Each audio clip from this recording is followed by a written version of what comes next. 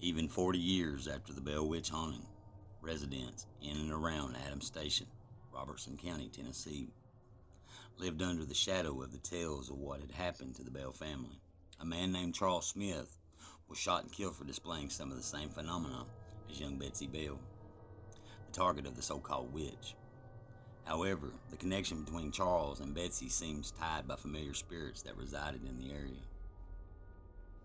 In the summer of 1867, Thomas Clenard and Richard Burgess were working lumber for 65-year-old farmer H. Fletcher in Springfield, just outside of the infamous Adams Station, where the Bell Witch was said to have resided in the home of John Bell Sr. Their other co-worker, Charles Smith, was, according to them, some sort of sorcerer who decided, seemingly for no reason, to torment them with his supernatural abilities. They said that Charles was a fortune teller who bragged about being able to spell anyone, and soon after, Thomas and Richard were tortured nightly by visions of great horses and what they described as hobgoblins while in their quarters. They said that Charles was also a ventriloquist, which has similarities to the accusations of fraud leveled against Betsy Bell decades earlier. The earliest accounts of what would become known as the Bell Witch haunting in 1817 didn't include poltergeist activity later written about, but that young Elizabeth Bell, also known as Betsy, had somehow learned ventriloquism. On October the 19th, 1820, military officer John R. Bell crossed the Red River at Port Royal, Tennessee, and had dinner at the house of a family with the last name of Murphy in Robertson County. He documented what the family had told him concerning the strange goings on at the Bell home nearby. Rather, a singular circumstance was here related to me of a young girl of about 15 years of age residing but 3 miles from Murphy. A voice accompanies her which says she should marry a man, a neighbor. Thousands of persons have visited her to hear this voice. In many instances, it will reply to questions put to it. The visitors have left as little satisfied in their curiosity as before they heard it. Many are under the impression that it is ventriloquism, imposed upon the hearers either by the girl or her brother, who it seems is generally in her company. Her family is respectable.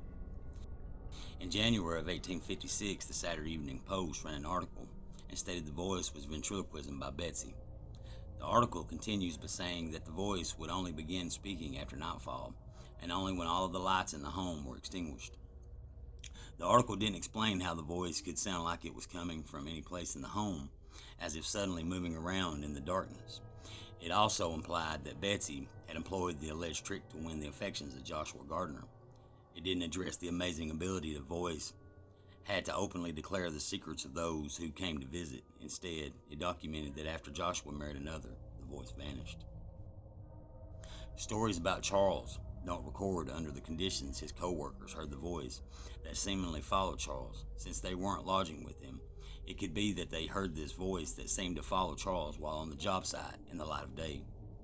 The phantom images that Thomas and Richard said that Charles had somehow created and their odd appearances isn't likely to have been inspired by any later outside sources. Outlining tales of the Bell Witch in Nashville's Centennial Exposition in 1880, it was documented that this so-called witch that haunted the Bell family could appear as a rabbit, a black bear, and a black hound.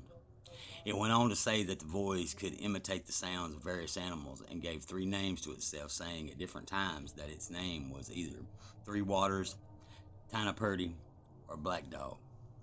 It would be in later writings that the appearance were presented as more chimeric. It was said that the haunting began because John Bell Sr. had seen a monstrous creature with the body of a hound and the head of a rabbit and shot at it. This hound, appearing with black fur, would continue appearing to family members and their slaves. Sometimes it would appear as having 2 heads or no head at all.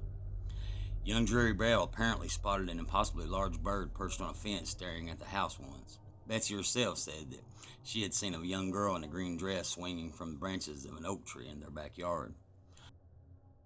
Charles didn't draw crowds like Betsy. Instead, he inspired fear. One morning, after having enough of their nightly frights, Thomas and Richard confronted Charles on the job.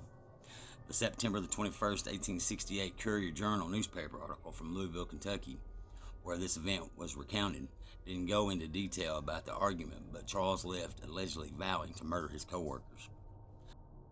On September the 9th, 1869, Charles and a man named Morgan, originally from Davidson County, Tennessee, were seen walking through town on the Edgefield and Kentucky Railroad tracks that ran from Guthrie, Kentucky to the Edgefield community on the northern outskirts of present-day Nashville.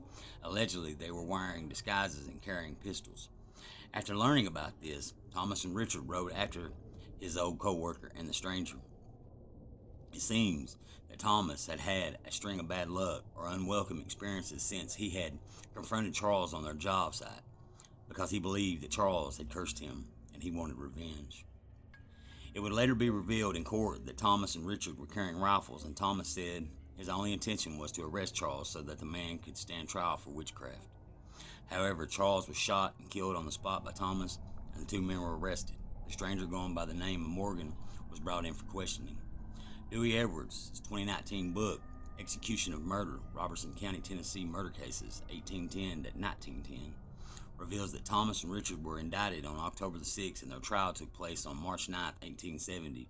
James E. Rice was the presiding judge. Their attorney argued a case of witchcraft that frightened the jury to the point where they were acquitted of murdering Charles and released. The image of a witch with her black cat as a familiar is widely inaccurate.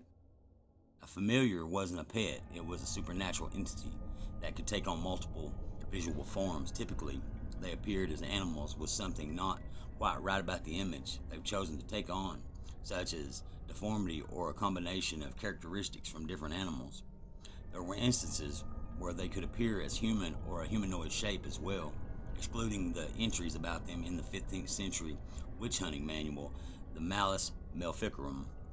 They were known to appear to people while going about their daily tasks. Often, the person they appeared to were undergoing some prolonged hardship and, according to lore, would offer magical powers. However, they could be problematic. They could appear at very inopportune times. They also could speak as a discarnate voice, and which anomalous cognition reveal events that were taking place far away or the secrets of people, sometimes without warning. To a skeptical witness, this could only be explained away as ventriloquism. Thank you.